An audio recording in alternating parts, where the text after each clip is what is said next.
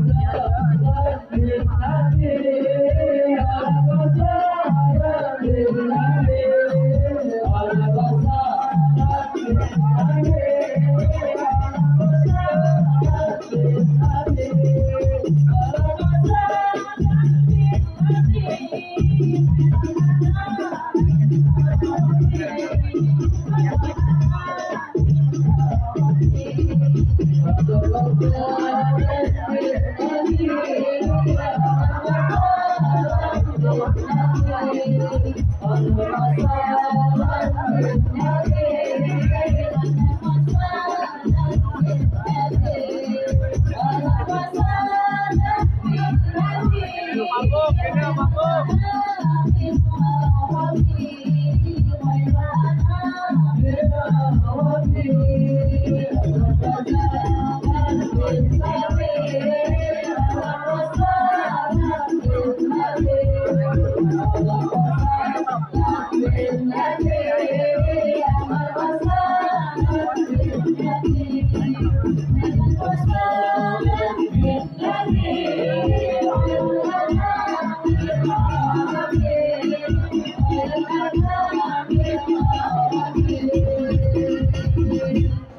Nabi Muhammad.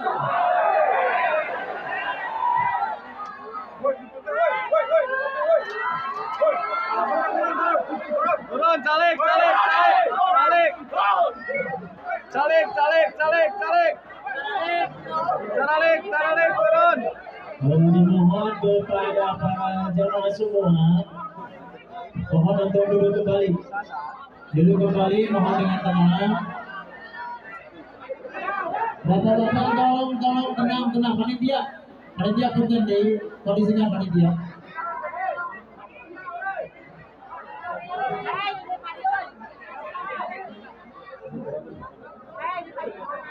Sambil menunggu Habibana istirahat, tolong untuk bapak-bapak untuk duduk kembali setelah mobil mundur. Ibu-ibu sudah duduk, tenang ya. Siap tante? Siap? Duduk semua. Duduk.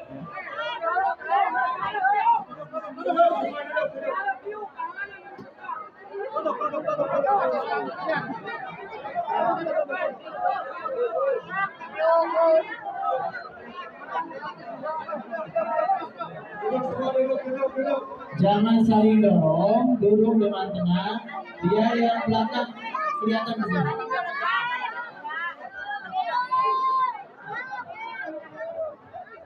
Sudah cukup foto-fotonya sudah?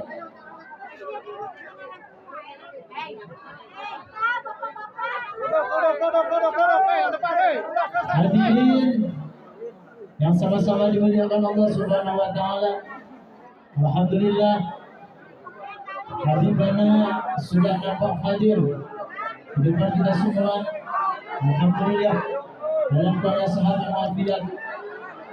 Mudah-mudahan kita semua mendapat keberkahan dari Allah Subhanahu wa taala melalui perjalanan beliau datang ke sini. Amin. Ya Allah ya Rabbal alamin.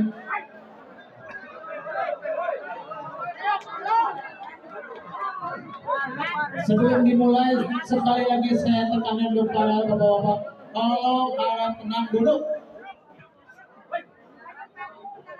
Bapak di depan panggung, coba cair. Perhatian, tolong semuanya duduk biar jadi berjalan dengan lancar.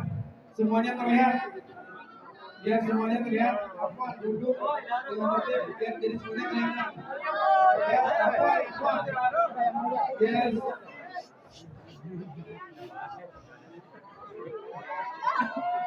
Jadi biar nanti Habibnya tenang, ya.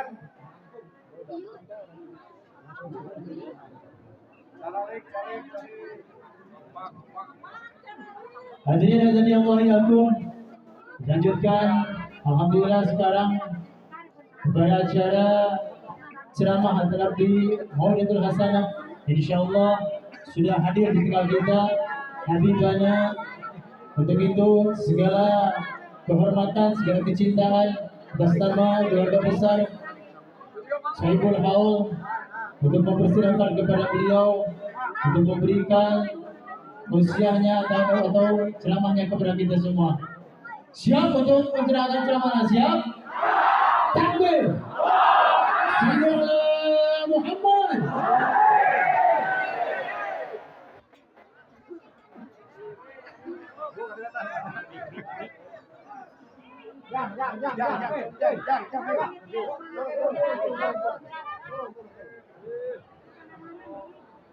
Kepada seluruh jemaah,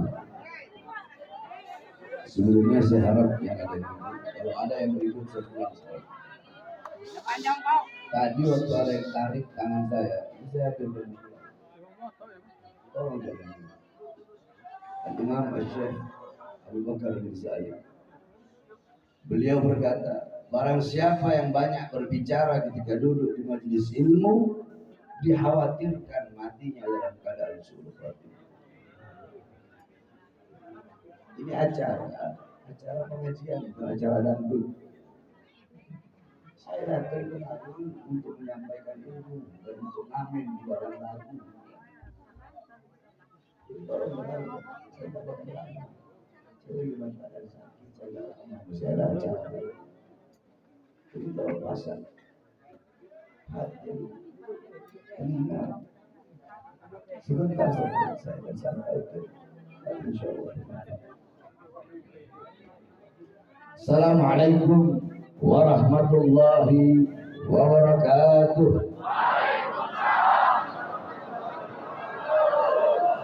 Alhamdulillah wassalatu wassalamu ala Rasulillah Muhammad ibn Abdullah wa ala alihi wa sahbihi wa man walah wa ba'd. Yang saya cintai, yang saya muliakan para alim ulama, para habaib, para kiai, para asatid, para tokoh masyarakat, para aparat pemerintah, wabil khusus guru kita Habib Usman beserta seluruh para kiai yang lain. Saya cintai, yang saya muliakan, segenap keluarga besar daripada sahibul hal almarhum Haji Hasbullah beserta seluruh keluarga besarnya, putra-putra beliau, putri-putri dan beserta seluruh anak cucu beliau. Saudara-saudara sekalian yang dimuliakan oleh Allah Subhanahu wa taala. Sedikit saja saya sampaikan.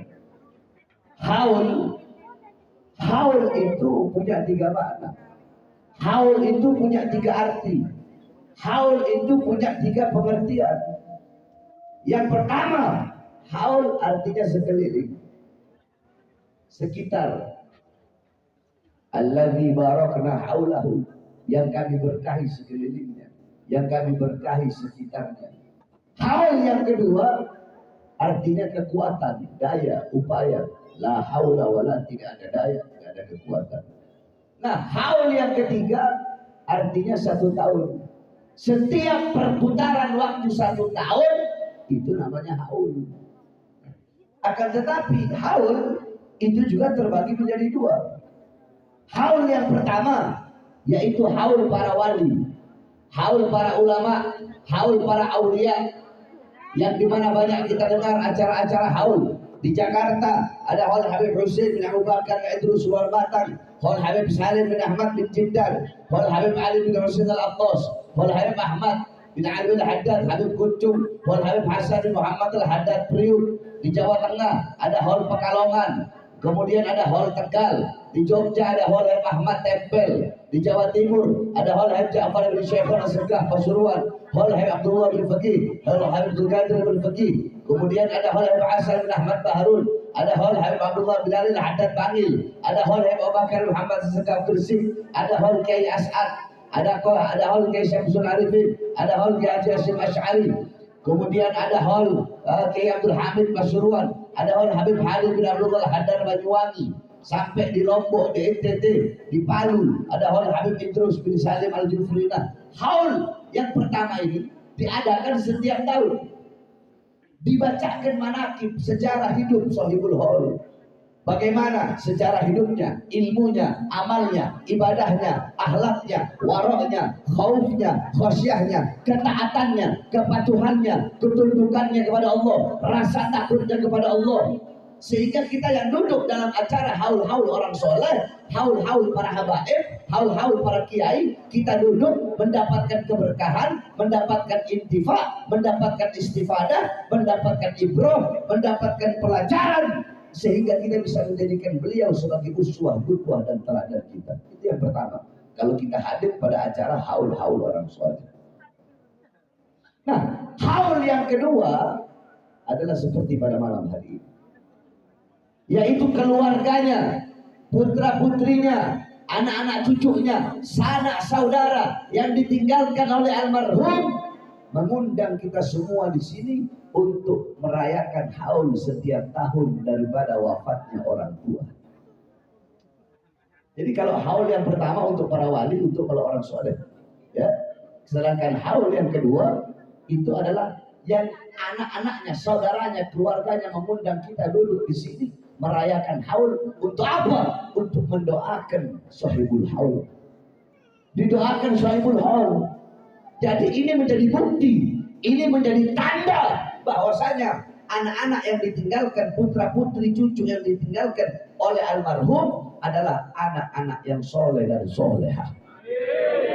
Sebab kenapa? Sebab sahibul hajatnya, panitia peringatan ini mengundang kita duduk di sini untuk mendoakan sahibul haul yang mendapatkan pahala, yang mendapatkan keutamaan bukan hanya sahibul haul, bahkan kita yang duduk di sini yang ikut mendoakan, kita pun ikut mendapatkan pahala. Contoh, tadi baca Yasin kan? Barang siapa yang baca Yasin, kalau di akhirat Allah beri istana, temboknya terbuat dari emas putih, istana yang terbuat dari kasturi. Dalam istana terdapat 99 kamar. Setiap satu kamar 99 ranjang. Setiap satu ranjang 99 kasur. Setiap satu kasur 99 bantal. Setiap satu bantal ada 99.000 bidadari yang Allah persiapkan. Tadi kita bacakan Yasin, niatkan, hadiahkan untuk almarhum, itu yang didapatkan. Dan kita pun di sini yang membaca Yasin, itu pun yang kita dapatkan. Belum lagi kita membaca tahlil, kita membaca la ilaha illallah.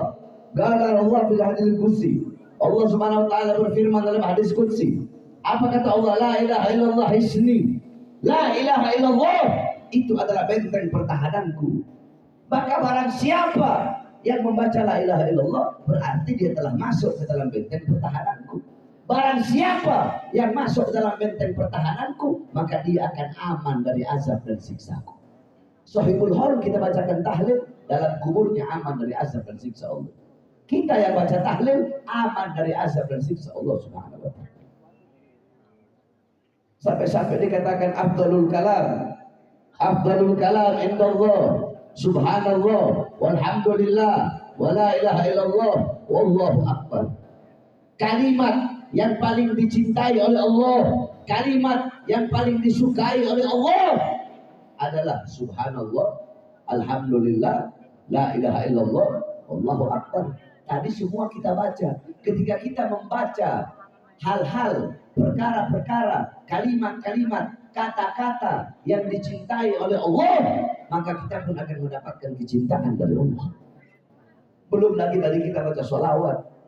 Rasulullah punya satu malaikat, Allah punya satu malaikat yang dimana tugasnya setiap saat sampai kiamat duduk depan kubur Nabi Muhammad.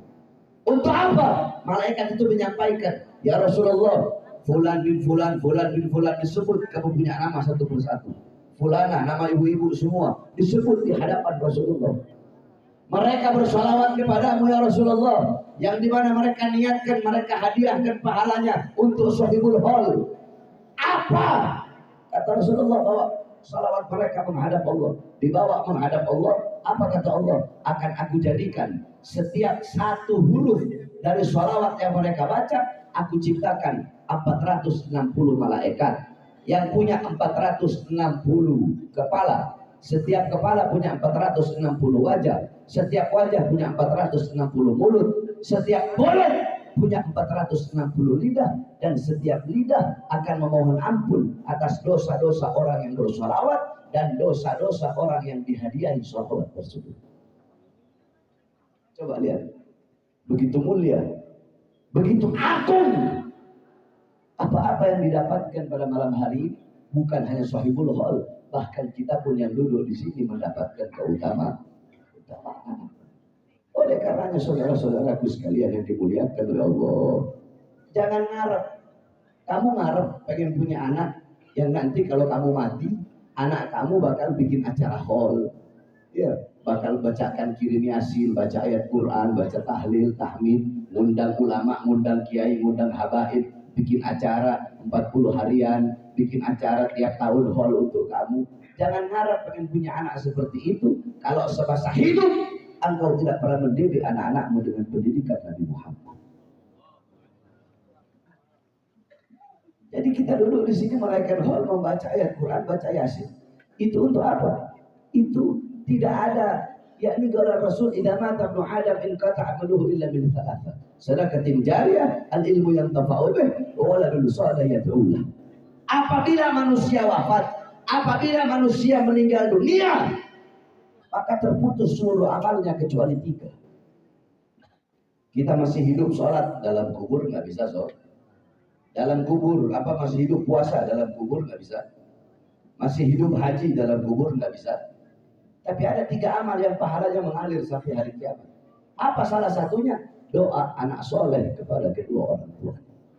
Walaupun orang tuamu telah hancur jasadnya, binasa, mati, wafat, terkubur, tapi kalau engkau mendoakan, doamu sampai kepada kesukaan. Doamu, doa anak itu, doamu kepada orang tua yang telah wafat bakal sampai ke dalam kubur. Sebab orang kubur itu butuh makan. Jangan bawa bapak ibu kira bahwasanya yang butuh makan itu cuma kita saja. Enggak.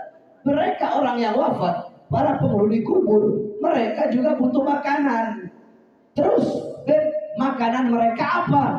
Makanan para penghuni kubur adalah doa-doa yang dikirimkan oleh orang yang masih hidup. Makanya kalau ada dari bapak ibu yang orang tua yang sudah meninggal dunia, kirimkan doa. Itu sebagai bukti bakti. Berbakti sama orang tua, berbakti sama bapak, berbakti sama ibu, apalagi ibu. Berbakti bukan hanya semasa hidup orang tua saja. Walaupun orang tua kita telah wafat, tetap wajib kita berbakti. Bagaimana cara berbakti? Cara kita berbakti dengan mengirimkan doa kepada kedua orang tua kita yang telah meninggal dunia.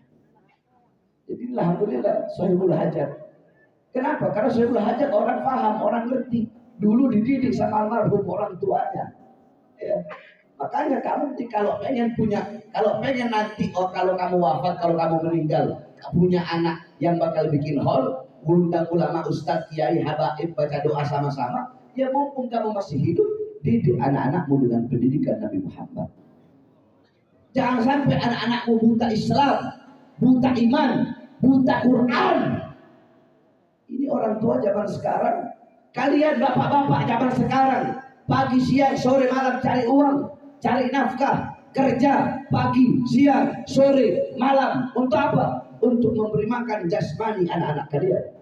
Tapi kalian lupa memberi makan jiwa dan hati anak-anak kalian. Kalau kewajiban kalian sebagai bapak cuma ngasih makan jasmani anak doang, apa bedanya dengan binatang? Kalian belum bangun, ya, binatang itu jam 4 udah bangun untuk cari makan buat anak-anaknya. Jadi kalau kewajiban sebagai orang tua, sebagai bapak cuma ngasih makan, berarti nggak ada beda dengan binatang. Terus kewajiban lebih wajib apa? Memberi makan jiwa, memberi makan hati, memberi makan ruh. Apa makanan jiwa? Apa makanan hati? Makanan jiwa, makanan hati adalah ilmu. Hati 3 hari nggak kena ilmu, hati menjadi mati. Maka tanyakan kepada diri kalian sebagai orang tua, telah berapa lama kalian menjadi sebab hati anak-anak kalian mati? Ibu-ibu zaman sekarang, ibu-ibu tahu di mana letak kursi, di mana letak lemari, di mana letak dapur, di mana letak kompor, di mana letak alat make up, di mana letak kasur.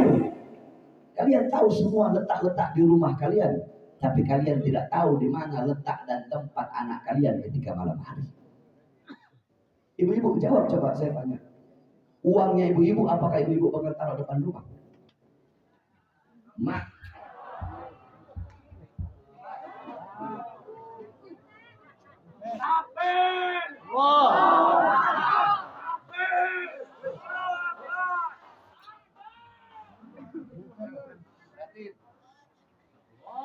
Saya tanya semua ibu-ibu, emas, permata, intan, berlian, bakal taruh di luar rumah. Di luar rumah. Ditaruh di mana? Kunci rapat-rapat. Emas, intan, permata, berlian. Kalian kunci rapat-rapat dalam lemari. Tapi kenapa anak-anak perempuan kalian membuat? Apakah emas, intan, permata lebih berharga daripada anak-anak perempuan kalian? Oleh karena jaga anak-anak perempuan kalian. Jaga anak-anak kalian, didik anak-anak kalian dengan pendidikan baginda Nabi besar Muhammad sallallahu alaihi wasallam. Bagi seluruh para pemuda-pemudi Islam. Jadi engkau pemuda-pemudi belajar tentang agama, pemuda-pemudi Islam yang menyampaikan kebenaran, pemuda-pemudi Islam yang menegakkan keadilan, pemuda-pemudi Islam yang berbakti kepada kedua orang tua, pemuda-pemudi Islam yang dimana kalau kalian tahu agama, besok kalian bakal bisa menyelamatkan kedua orang tua kalian. Sebab ibu-ibu jangan salah, ibu-ibu ahli ibadah, bapak ahli ibadah, kalian ahli ibadah. Kalian ahli ibadah, bapak-bapak ahli ibadah, ibu-ibu ahli ibadah di sorga. Mau di apa di akhirat? Mau dimasukkan ke dalam sorga. Tiba-tiba anak-anak ibu datang. Ya Allah, enak banget orang tua saya masuk sorga, saya masuk neraka. Ya Allah, saya maksiat, saya mabuk, saya narkoba, saya main judi. Tetapi orang tua saya biarkan saya. Saya nggak sholat, dia biarkan. Orang tua saya tidak pernah mendidik saya dengan pendidikan agama. Akhirnya apa? Akhirnya orang tuanya masuk ke dalam neraka, anaknya juga masuk ke dalam neraka. Jadi anak bisa menjadi sebab orang tua masuk neraka, anak juga bisa menjadi sebab orang tua masuk ke dalam neraka. Maka para pemuda-pemudi Islam, hendaklah kalian jadi pemuda-pemudi yang taat kepada Allah, patuh kepada Allah. Para pemuda-pemudi yang selalu menyampaikan kebenaran, pemuda-pemudi yang selalu menegakkan keadilan, pemuda-pemudi yang tidak pernah takut dengan ancaman. Jangan pernah kalian tunduk kepada kezaliman. Jangan pernah kalian tunduk kepada kemungkaran. Jangan pernah kalian tunduk kepada ketidakadilan. Berjuanglah kalian untuk Islam. Wahai para pemuda-pemudi, sekarang bukan saatnya kalian untuk bermain-main. Sekarang bukan saatnya kalian untuk main-main, untuk santai-santai. Saudara-saudara, Al-Quran yang dimana huwa nurul mubin, wa dzikrul hakim, wa siratul mustaqim. Al-Quran cahaya yang nyata. Al-Quran sebutan yang bijaksana. Al-Quran adalah jalan yang lurus. Al-Quran ibarat mata bagi orang yang buta. Al-Quran ibarat ibarat telinga bagi orang yang tuli. Ibarat lidah bagi orang yang bisu. Ibarat tangan bagi orang yang tak punya tangan. Al-Quran adalah cahaya. Ibarat engkau orang yang sedang berada dalam kegelapan. Al-Quran adalah kitab suci. Al-Quran adalah kata-kata yang mulia, kata-kata yang bijaksana.